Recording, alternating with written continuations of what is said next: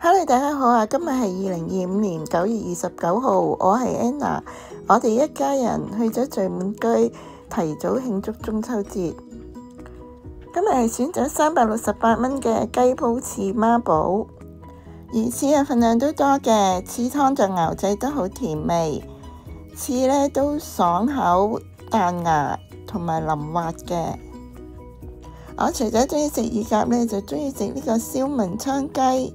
外皮呢都好脆嘅，雞肉都好嫩滑，又有雞味。至於呢個孖寶嘅蜜糖欖角一字骨，蜜糖味就比較偏甜，肉質都唔係太嫩滑。包咗海皇豆腐煲有驚喜，海鮮嘅份量都多，同埋味道都好鮮味，調校得啱啱好。我哋今餐就蝕咗769蚊，免茶價+1。預祝10月6號大家中秋節快樂！